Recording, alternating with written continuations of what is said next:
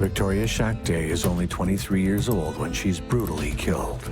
She had started asking the wrong questions, making the wrong phone calls. The quiet of a sleepy small-town afternoon is shattered when a suspicious package is delivered to a young woman's door. It looks to be a kind of gift, but it takes the life of a young mother. Is it a gang-related killing or something else? It changed that town. It's not a small town anymore. It's got big city problems. When the cops arrested him, I was pretty shocked.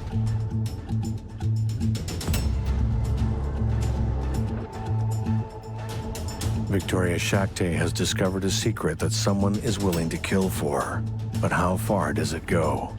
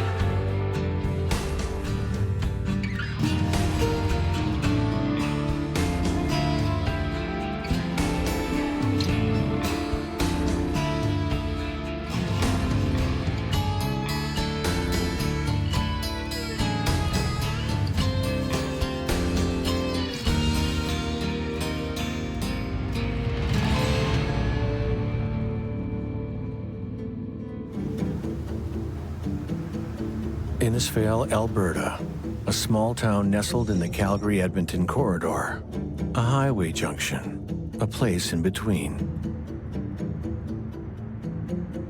But Innisfail has its own strong history. Settled in 1886 in part by a prominent Calgary coroner.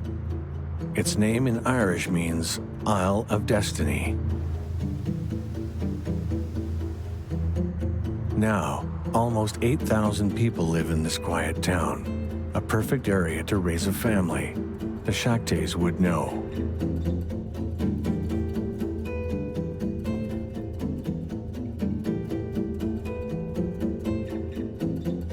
Victoria is the youngest of 5. She was more a tomboy than a little girl. When we were living in Didsbury, she climbed up the feed mill, got up to the height where good sense took charge of her, but she couldn't climb down, so her brother had to go out and bring her down. She wasn't afraid of anything.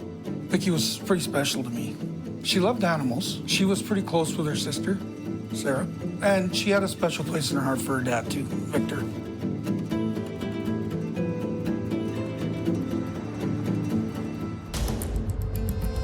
One day in 2004, when Victoria is 16 years old, tragedy strikes. She was with her boyfriend and a friend of hers and her friend's boyfriend, and they were coming back from Spruceview on Highway 54, and Vicky's boyfriend was driving, and he was doing way too fast. Like, he was probably doing 140. Victoria is involved in a horrific car crash. And most of where the damage, when you looked at the picture, was on the spot where Vicky was sitting. And her head was sideways on the roof while she was upside down. She couldn't get out. And all the pressure, I think it took 45 minutes to an hour for the ambulance to arrive. And by the time that they arrived, there was so much pressure on her neck, it had snapped. The news is devastating.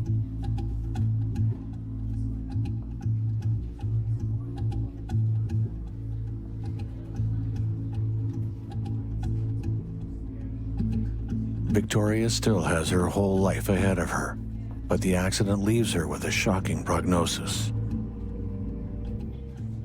It made her into a quadriplegic. While Victoria is in the hospital, the family learns that she's pregnant. To Victoria and her family's relief, the baby in utero survives the accident.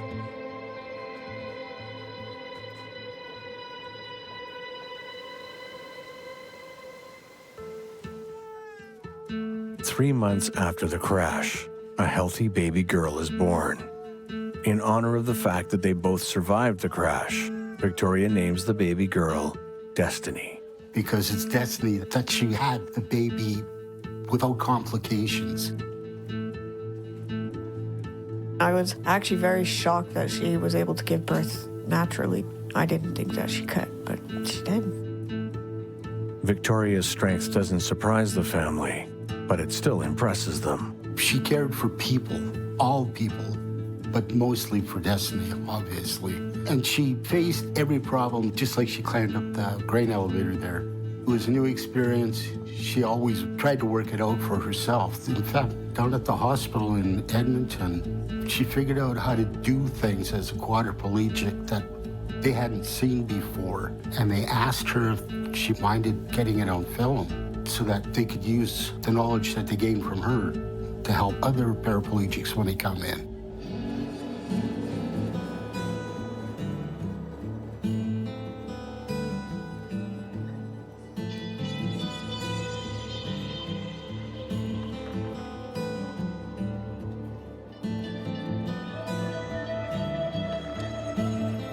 And it also inspired me to be better, work harder. I see my sister in a position where not too many people are in, and most people that are in that position will go in the opposite direction. And she fought so hard. It was just in her nature. It's our family's nature. That's what we do.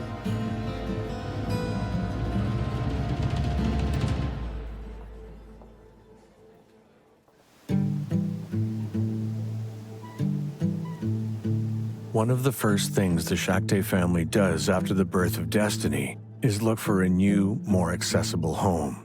Finding a house that is move-in ready is difficult, so a couple that the family is friends with recommend a home builder they know. He had renovated the house that her mom had lived in to make it more accessible. The Shak family is introduced to Brian Malley, a construction manager who lives in the Innisvale area. Malley offers to build them an accessible home at cost. He can even move the Shak family into his recently deceased grandmother's house while they wait for the new home to be ready. It's even wheelchair accessible. Using the money from the sale of their family home, Malley oversees the construction of a new house for the Shaktays. And then a windfall comes that changes everything.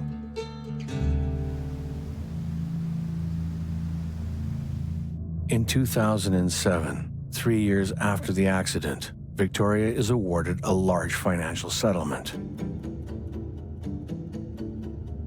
The award is a huge sum for a family in need of assistance. Suddenly, Victoria's family no longer has the worry about the financial costs of Victoria's injuries. And when she was old enough to move out on her own, I think she had just moved into her condo. The only thing that she bought for herself was her van. It was set up for her to be able to drive. That was her independence. She was so proud of that. She was able to accomplish a lot more than she had expected.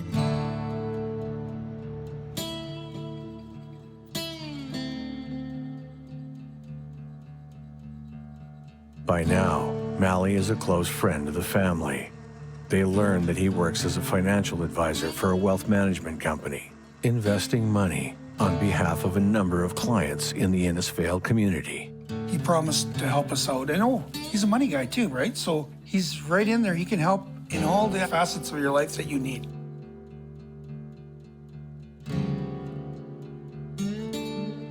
Victoria transfers the entire amount of her settlement into an investment account he manages.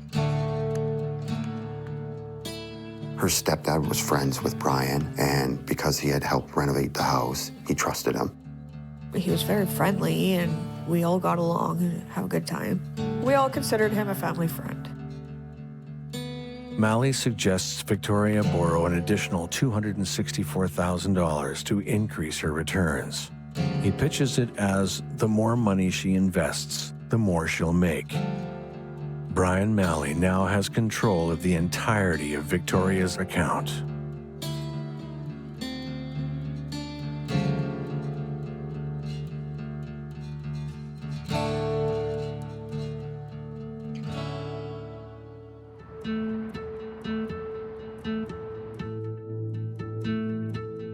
Things are seemingly going well for Victoria.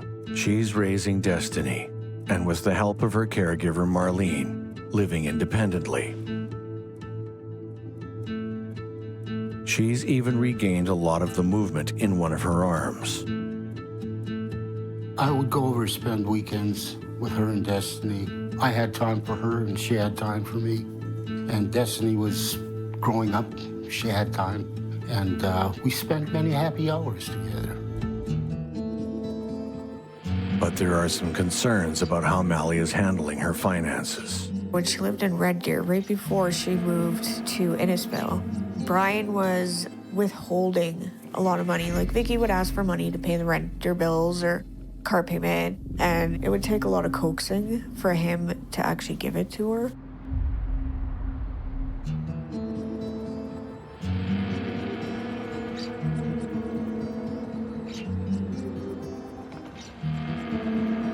On November 25th, 2011, Marlene finds an early Christmas gift mysteriously left out on the front step that morning.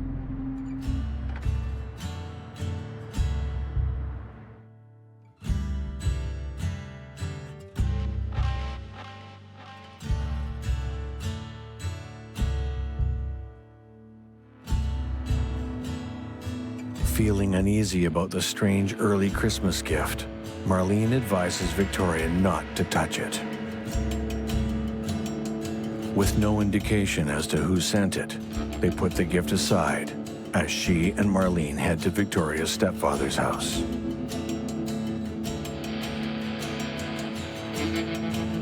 He has a more accessible shower, so that morning, Marlene takes her there to wash up.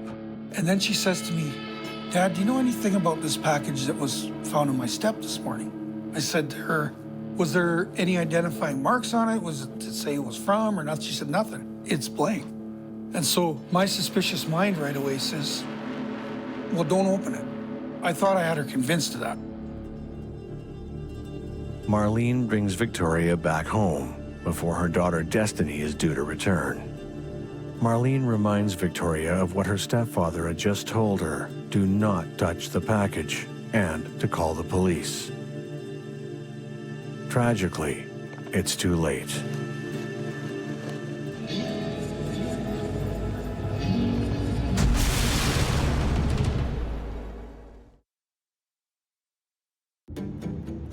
Innisfail, Alberta, Isle of Destiny, a peaceful town in which to raise a family. But this peace is shattered.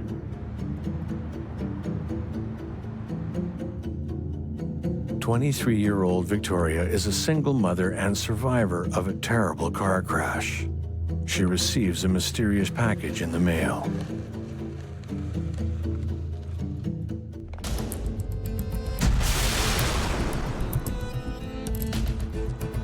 Victoria's neighbor, Evan Shilk, is a volunteer firefighter.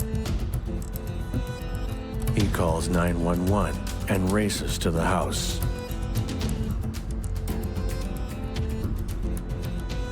Because of his training as a firefighter, Evan is able to run into the house and look for signs of life. He confirms that, tragically, Victoria hasn't survived the blast. Evan and Marlene wait for first responders to arrive. A member of law enforcement calls the family to inform them of the tragic news. Soon after, there's a knock on Victor Shak's door. It's my daughter, Sarah. And she says, "Dad, they've killed Vicky." And I said, "What?" We immediately got into the car and we drove to Innisvale and gave the police our statements. After the RCMP are informed of the blast, a multi-unit team of investigators are hastily formed and dispatched to Victoria's home. I got a phone call from my mom, so I turned the news on just in time to see a helicopter going over, telling me about an explosion in Innisfail, and I noticed it was at my sister's complex, and I lost it, right? That's my baby sister. I'm still dumbfounded about what the heck happened.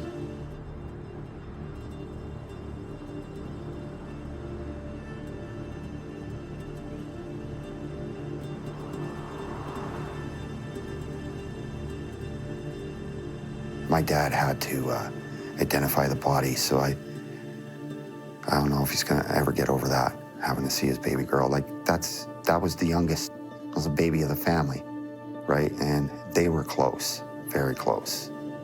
So I saw my dad break. He was a broken man, and he was one of the strongest men that I knew, and I never ever wanted to see that from my dad again.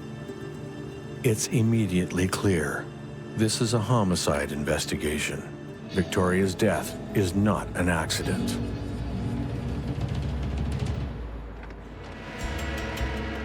The nature of the wounds that she suffered would certainly reveal a pattern that would give an origin. So the explosion occurred in one place and spread out from that location. So it would be simple to detect that the explosion occurred on her lap. Before forensics or police can inspect the scene, the explosive disposal unit must search the house to ensure that there aren't any other explosive devices on the premises. The explosive disposal unit is comprised of a group of officers who are specifically trained to detect and disarm explosive devices or properly dispose of explosive devices in a safe manner. Not only does the team conduct a highly dangerous job while searching for a live bomb, they must do a preservation of the forensic evidence while doing so.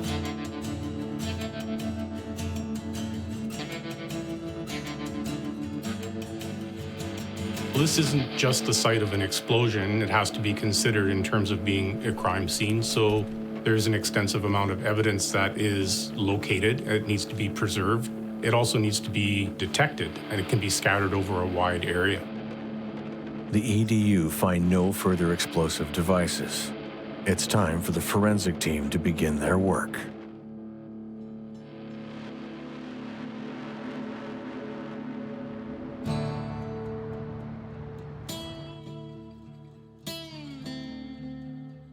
Forensic investigators are basically looking for anything that can be taken to the lab for further analysis.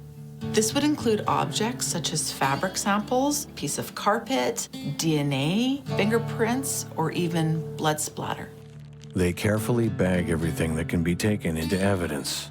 Miraculously, the note and tape attached to the package has survived the blast. It, too, is bagged. Soon investigators find what they believe are materials that are from a bomb. These items would include a galvanized steel pipe, smokeless gunpowder, and a lantern battery. This is extremely important evidence to retrieve because once back at the lab, they can fully examine and confirm accuracy of the items that were used as a detonation device.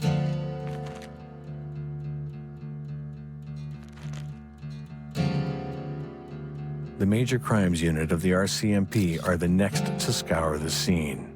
They take photographs and try to piece together a timeline. Together, investigators collect hundreds of pieces of evidence.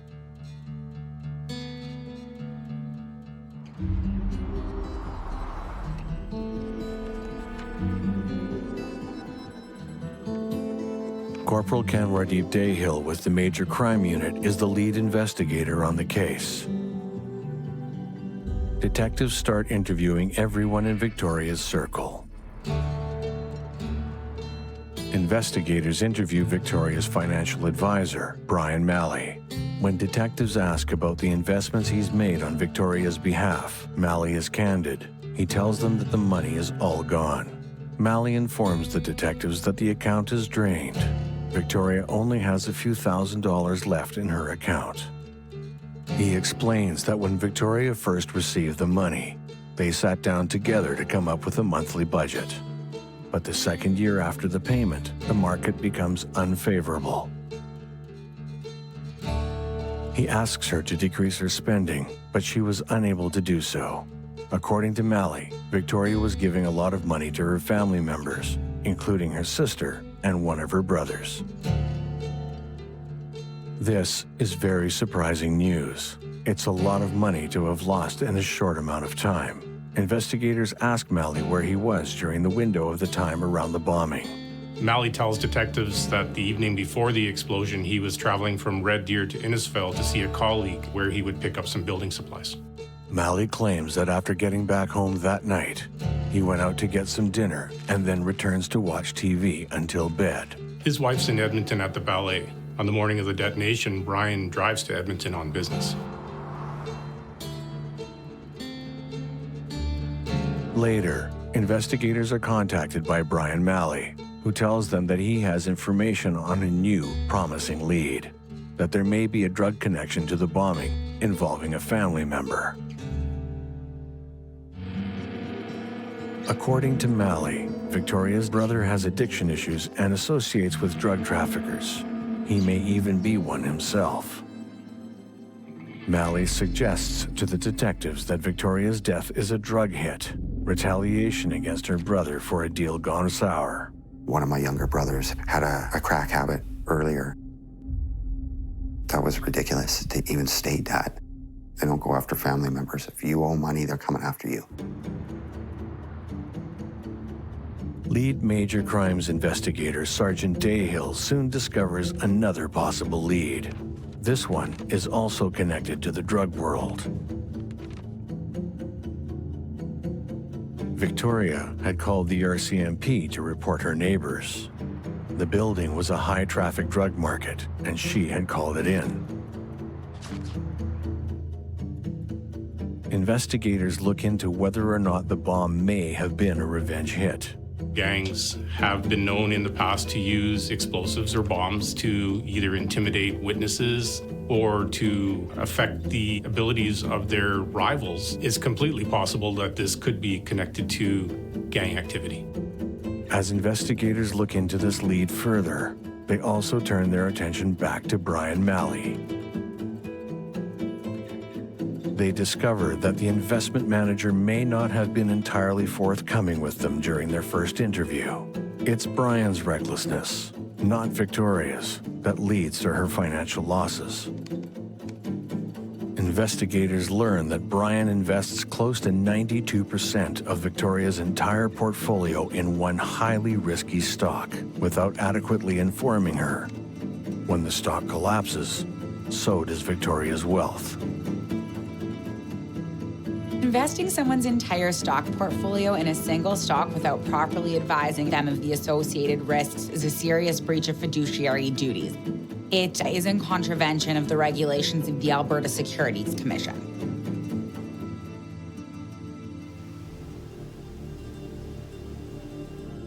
Victoria calls Brian's office to transfer money from her investment into her checking account. The receptionist tells her that Brian's on a fishing trip, but she adds that he wouldn't have been able to transfer from that account anyway. It's being closed due to a lack of funds. On the 21st of November, I got a phone call from my sister saying, "I'm so sorry, I can't give you no money. Apparently I'm broke." And I'm like, "What do you mean you're broke?" She goes, "I don't know. I phoned to the office. Brian wasn't there. His secretary had looked at my file and said that the file was closed. I have to figure out what's going on." Victoria has no idea that her money is gone. Suddenly, she has nothing. Detectives learn that one of the reasons for this is that Malley has been hiding the losses caused by his recklessness. To hide the fact that he lost her money, Brian transfers a total of $44,000 of his own money into her account over 2 years. The only reason Victoria finds out is because she happened to call while he was away. Victoria visits Malley's office a number of times, demanding to be paid back. Well, she's starting to push back, letting him know that she's aware of his deception, and he probably perceives this as a threat. Corporal Dayhill now has enough to begin surveillance on Malley. An explosive device delivered in a Christmas gift bag takes the life of 23-year-old Victoria Shak. A multidisciplinary team of highly trained experts comb through the debris to find evidence. They're now looking for additional information that may point towards someone who would want her dead. Investigators turn their attention to Victoria's financial planner, Brian Malley, whose reckless investments have emptied her account. The RCMP Major Crimes Unit conducts a surveillance operation on Mally.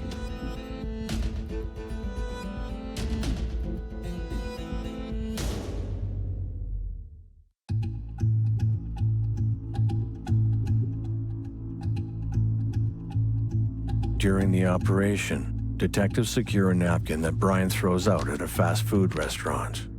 The likelihood of the perpetrator's DNA likely surviving the blast is slim, but just in this case, they would like a comparison.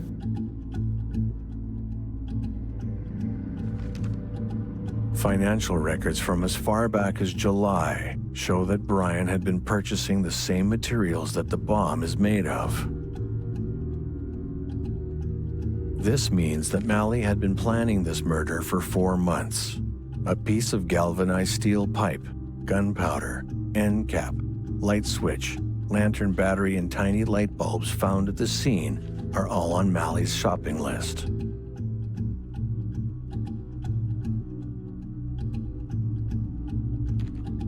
Meanwhile, the forensic unit on the investigation surprises everyone. Members of the forensic team are able to lift DNA from the card and tape that had been adhered to the explosive device. Finding DNA evidence in an explosion is like finding a diamond in the rough. It's that one off chance that investigators and professionals hope for. It's the evidence that you weren't likely thinking you will find. Investigators compare this DNA sample with the one they collect from Brian at the fast food restaurant. The DNA found on the bomb is consistent with Mally's, but not exact. It's likely that experts found a high comparison value of maybe 50 to 70%, but the match is not conclusive.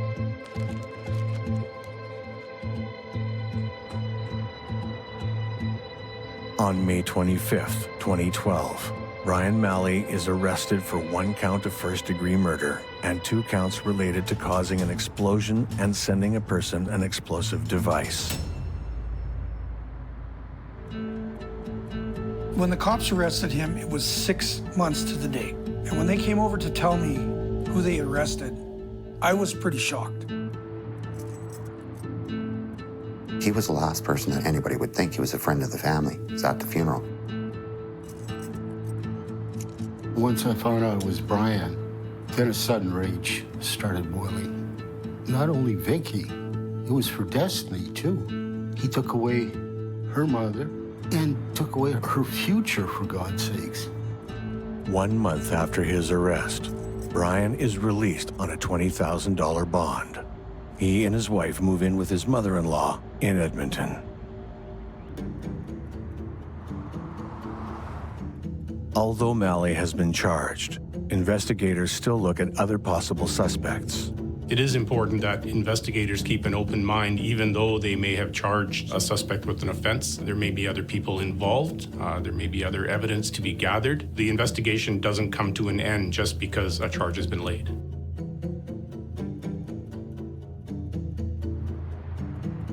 When examining Victoria's call to report a drug house next door, detectives learn that Victoria had done so anonymously.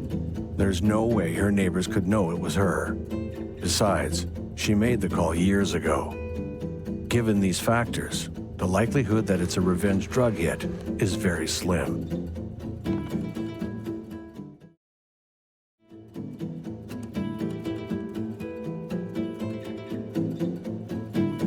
Investigators also examine the possibility that the bombing is a targeted killing by her brother's rivals. Using the resources at their disposal, the MCU find nothing to support this theory. They turn their attention back to Mally. Investigators suspect that Mally spends months building a bomb in a rented garage in order to eliminate a client who's become a major problem.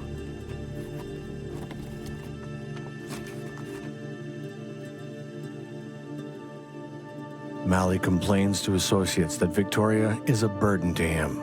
He describes her as stubborn and lazy because, according to him, she overspends and refuses to get a job. These kinds of comments shed light on the attitude that this person had towards his clients. Very flippant, callous, almost disrespectful regard for his client and their money. Investigators look at what kind of person Malley really is. Detectives learn something surprising. Malley used to be one of them. From 1979 to 1982, Malley is a constable with the Edmonton Police Force. But after 3 years, he's dismissed for conduct unbecoming of an officer. Investigators also discover that Malley marries his first wife when she was 16. They divorce after she accuses him of threatening violence and death against her and their daughter.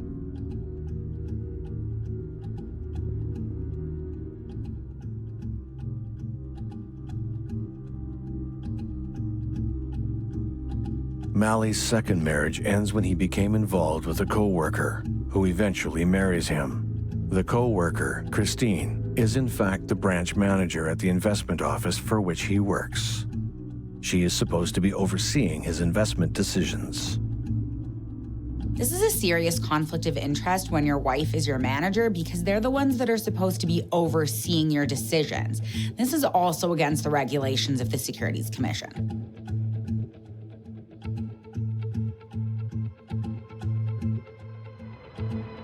Meanwhile, the community, many whom trust their hard-earned life savings to Malley, watch in shock, realizing this prominent community member is not who he says he is.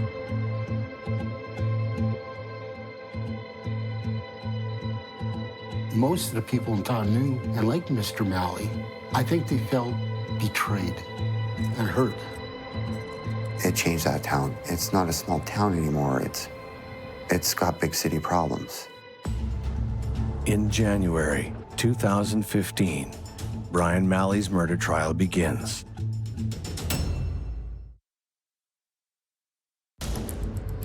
Brian Malley is arrested and charged with first-degree murder, as well as 2 other counts related to creating and sending an explosive device. A month later, he's released on $20,000 bail. Detectives learn more about Malley's past, including that he was a cop dismissed for conduct unbecoming of an officer. They discover that the woman in charge of managing his work as an investor is, in fact, his wife. It's a huge conflict of interest, and it contravenes the regulations of the Security Commission's rules around wealth management.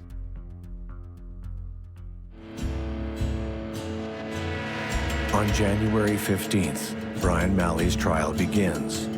The Crown calls a number of witnesses, including Marlene, Victoria's caregiver.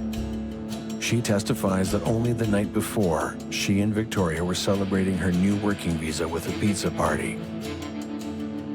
Marlene states that 10 days before her death, Victoria called Malley, demanding the financial advisor pay back the money he allegedly owes her.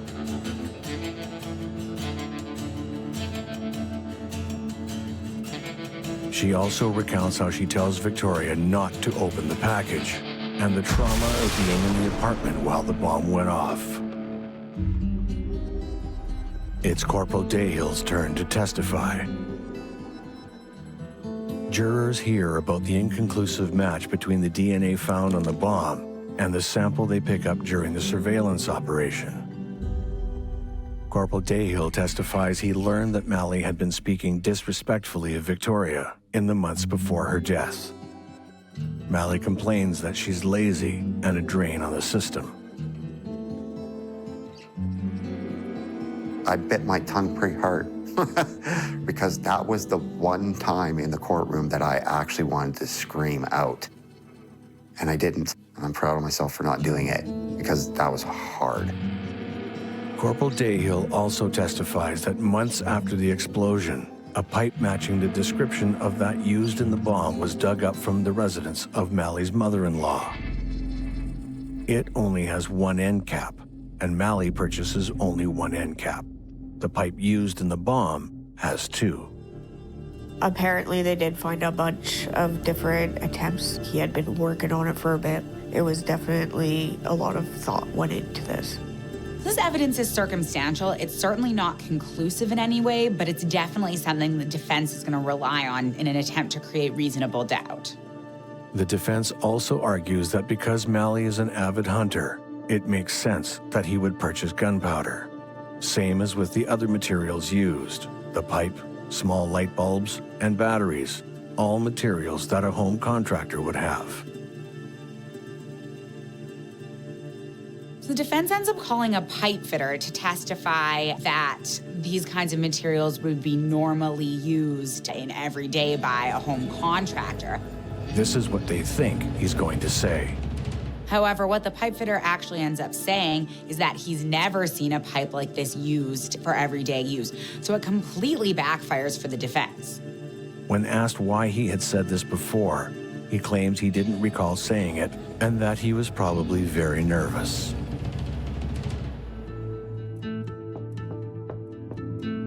About 2 weeks into the trial, the judge receives some disturbing information. A security guard and 7 jurors express complaints to the judge. The reason is shocking. The group comes forward to the judge to explain that Brian's wife, Christine, has been secretly recording and taking photos of them as they exit and enter the courtroom.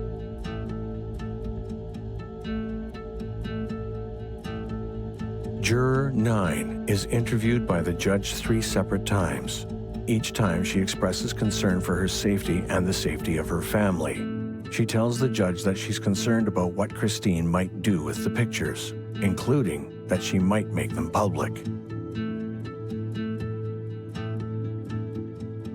But despite her worries, at the end of the 3rd interview, when the judge formally asks, she confirms that she can still carry on her duty according to her oath. The judge doesn't relieve her, and the juror doesn't ask to be relieved.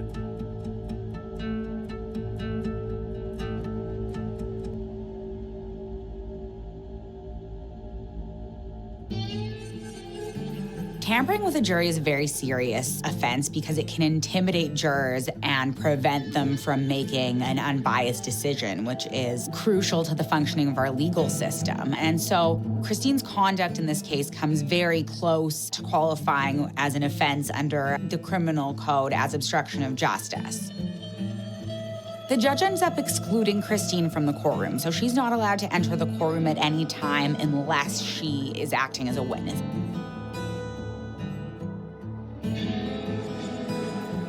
Although the case against Brian is strong, his defense is confident.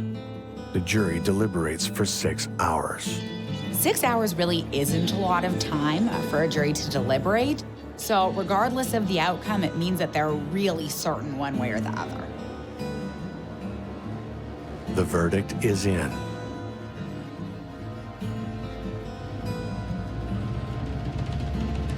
Guilty of first-degree murder, as well as the additional 2 counts. Brian is sentenced to life in prison with no chance of parole for 25 years.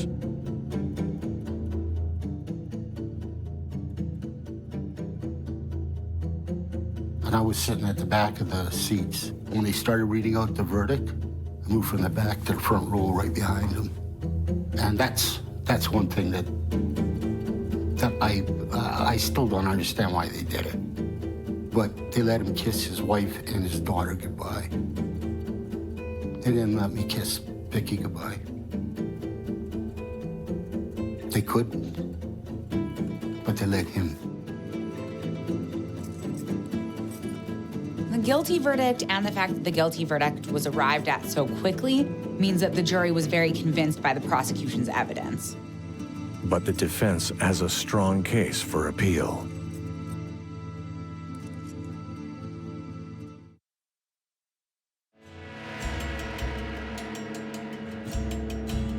The verdict is in.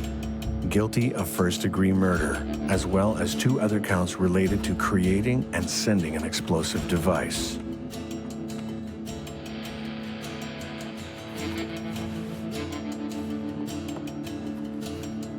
Brian's defense team appeals. Brian appeals on the grounds that the jurors were clearly afraid of Christine because of her actions, specifically juror number 9, and that because of that, they had an inherent bias towards him. So this grant does have the potential to be effective. This argument could also work against them because common sense would indicate that intimidation could actually cause a juror to be biased in the other direction by causing them to be fearful for their own safety if they convict. Brian's defense uses juror number 9 as part of their argument, stating that the jury member clearly expresses that they were in fear of their own safety and that of their families after discovering Christine's activities. The defense argues that this clearly biases the juror. If they're scared of the accused wife, how can they claim not to be biased? In the appeal, the defense also claims that investigators didn't do enough to look at alternative suspects. While it's an argument that does seem to have some teeth to it, in the end it is dismissed, and part of the reason why it's dismissed is because this wasn't raised by the defense at the time of the trial. A judge rules that the appeal should be dismissed. 2 years later, the Supreme Court of Canada declines to hear the appeal. Malley is out of options. Malley has seemingly been a successful community investor, growing the wealth of those in and around Innisfail. But soon after his conviction, a class action lawsuit is filed against Malley that sheds light on this image. Many of them retirees who had entrusted substantial funds to this man. And now, in their later life, they were dismayed, angry, frustrated. They'd taken money out or borrowed money to entrust with this man. And in the end, he ended up doing all of them wrong. As a result of this case, Malley's clients also launched a lawsuit against him and his former company for the amount of $50 million, which is a huge amount. The suit claims that Malley didn't inform his clients of the level of risk he was taking when investing their assets. They show that Malley sold the same securities repeatedly in order to increase his commission, didn't disclose the conflict of interest when his manager became his wife, and persuaded a large number of clients to borrow money to increase their investments, with the intent to increase his commission. The suit shows that Malley squandered almost an entire community's life savings.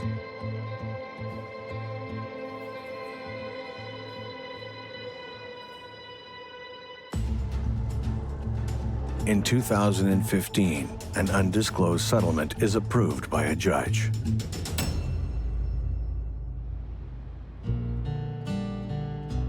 The scope of the effect on the community is deep, but typical of the rural Albertan community, they brush themselves off and move on. Victoria's family is still deeply affected by the loss. As a trauma response, my brain has removed most of my childhood memories. I didn't feel anything of it.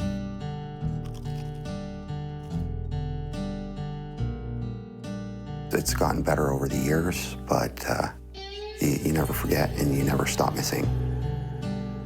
Meanwhile, Destiny's loving grandfather and her aunt are taking care of her like they would their own children, ensuring that the love and joy of her mother is passed on to another generation.